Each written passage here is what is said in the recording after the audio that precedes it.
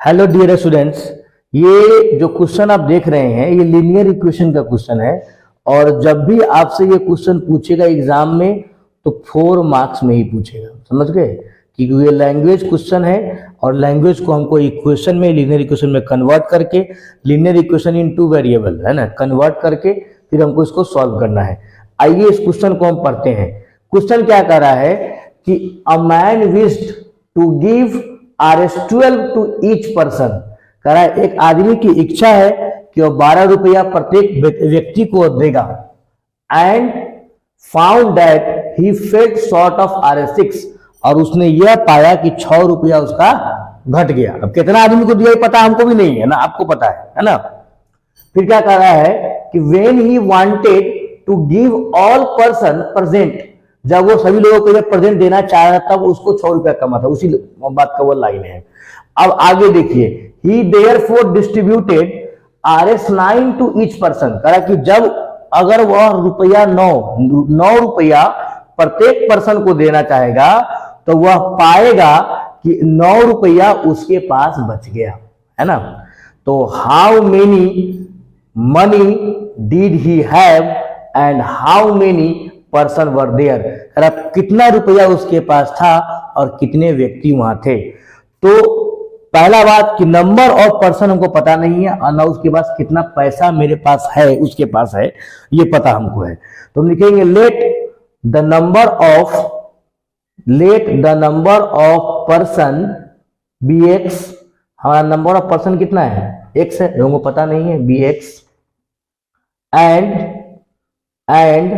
Share for each person is equal to y, और प्रत्येक व्यक्ति का शेयर कितना वाई होगा।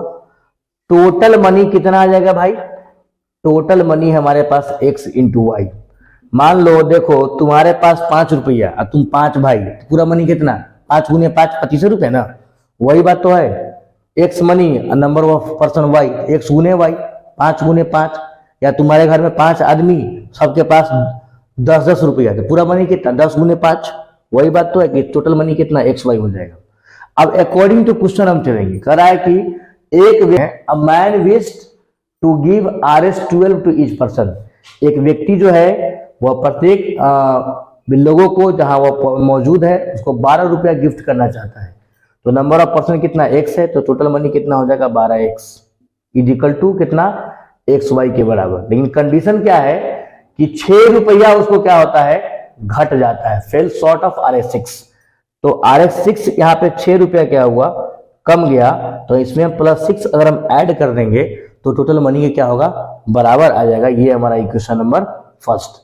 और उसके बाद कह रहा है कि अगर वह 9 रुपया सबको बांटना चाहता है तो उसको 9 रुपया क्या होता है? अधिक हो जाता है। तो 9 रुपया वो सबको बांटेगा तो 9 रुपया क्या उसको हो जाएगा? अधिक। तो माइनस कर दो, इसके बराबर में आ जाएगा। ये इक्वेशन नंबर 2 हमारा हो गया। अब दोनों इक्वेशन को सॉल्व करने के लिए हम एलिमिनेशन मेथड का यूज करेंगे।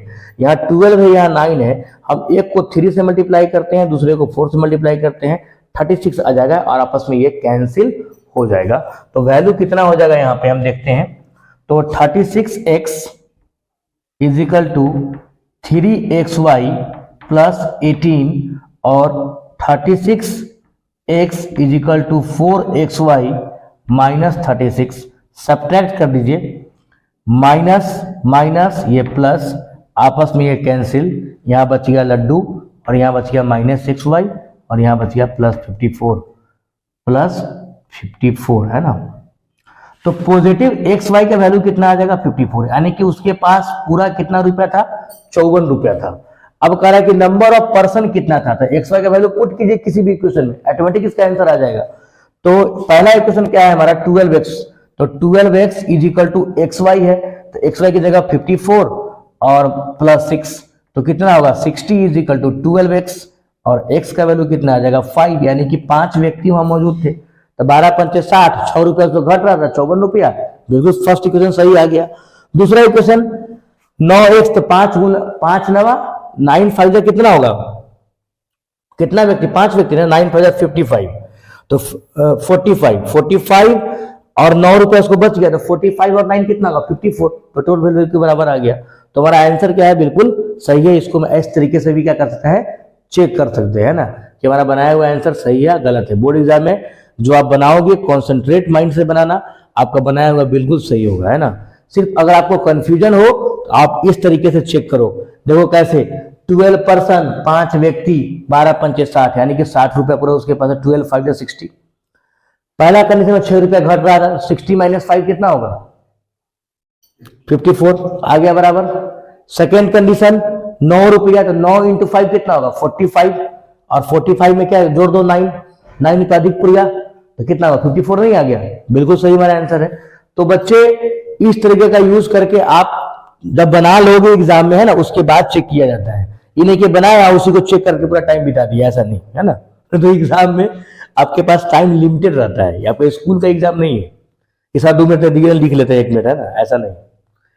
तो लिमिटेड टाइम के अंदर आपको सही बनाना पड़ेगा, है ना, और एकदम कॉन्सेंट्रेट माइंड से, ना बगल देखना है, ना इधर देखना है, ना दाएं ना बाएं, है ना, सिर्फ आपका फोकस आपके कॉपी पे होना चाहिए। ओके।